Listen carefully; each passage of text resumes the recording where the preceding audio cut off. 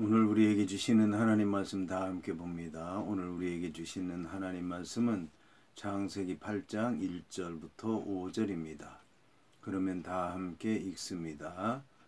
하나님이 노아와 그와 함께 방주에 있는 모든 들짐승과 가축을 기억하사 하나님이 바람을 땅 위에 불게 하심에 물이 줄어들었고 기품의 샘과 하늘의 창문이 닫히고 하늘에서 비가 그침에 물이 땅에서 물러가고 점점 물러가서 150일 후에 줄어들고 일곱째 달 곧 그 달 11의 날에 방주가 아라랏산에 머물렀으며 물이 점점 줄어들어 열째 달 곧 그 달 초하루 날에 산들의 봉우리가 보였더라.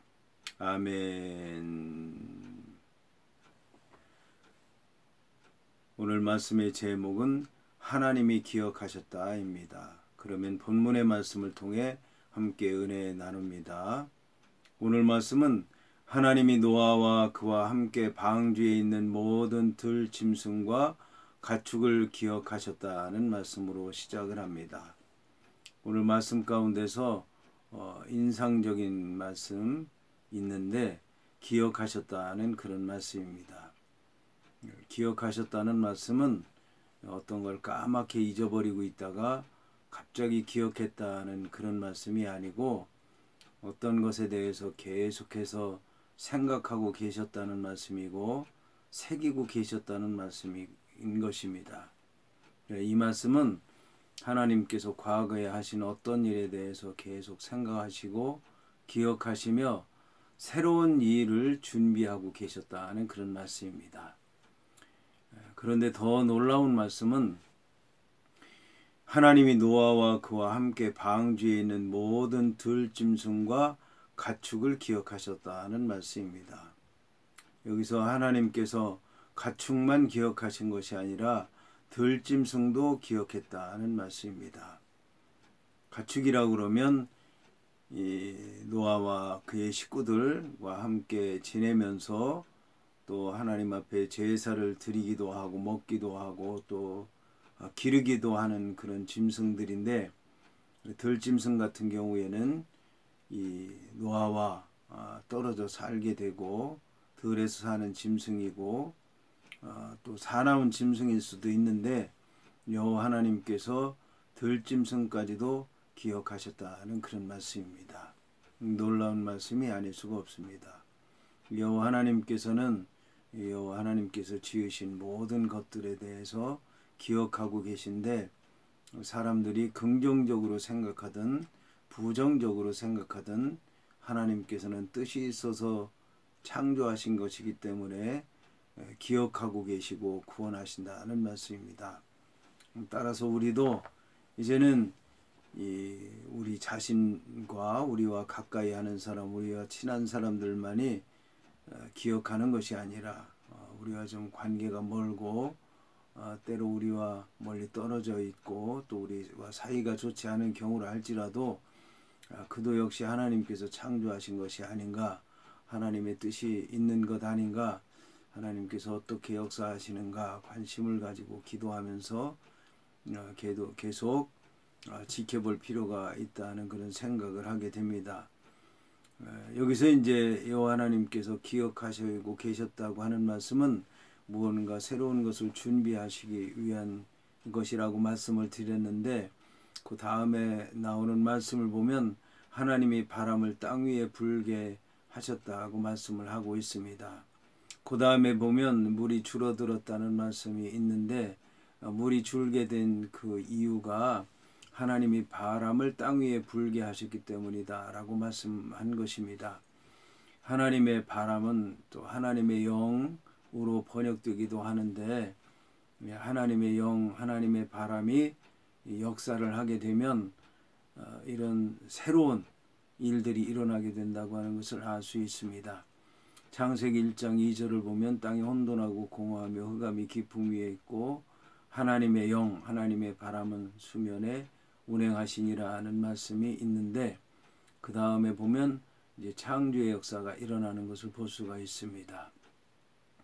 이 모세가 이스라엘 백성들과 이렇게 홍해바다를 앞에 놓고 다투었을 때도 역시 하나님께서 모세야 네가 왜 거기에 있느냐, 내 백성들을 바다로 들어가게 하라 말씀하신 후에 모세는 지팡이를 들고 있었고, 여호와 하나님께서는 밤새도록 바람을 불어서 동풍을 불어서 바다를 말리셔서 마른 땅같이 하게 됐고, 이스라엘 백성들은 그 바다로 들어갔을 때 마른 땅과 같은 그 바다를 건너가게 됐다고 말씀하고 있습니다. 또한 이제 사도행전에 보면 하나님께서 성령으로 역사하시는데 제일 먼저 역사하는 것이 바람 소리와 같은 성령이었다고 말씀하는 것을 볼 수 있습니다. 오늘도 역시 하나님이 바람을 땅 위에 불게 하심으로 물이 줄었다고 말씀하고 있습니다. 그런 다음에 기품의 샘과 하늘의 창문이 닫히고 하늘에서 비가 그쳤다고 말씀하고 있습니다. 홍수가 시작될 때의 모습을 보니까 기품의 샘들이 터지고 하늘의 창들이 열려서 물이 밑으로부터 솟구쳐 올라오고 하늘에서 쏟아져서 비가 왔는데 이제 땅이 전부 덮였다고 말씀한 것을 볼 수가 있습니다.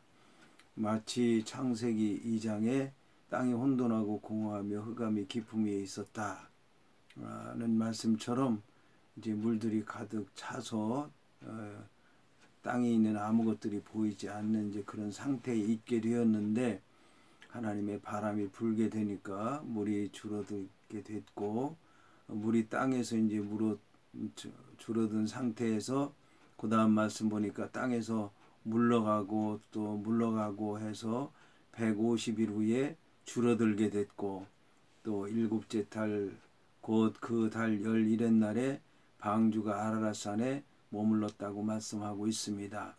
일곱째 달이라고 하면은 이제 유대인들에겐 양력 정월을 얘기하는 것입니다.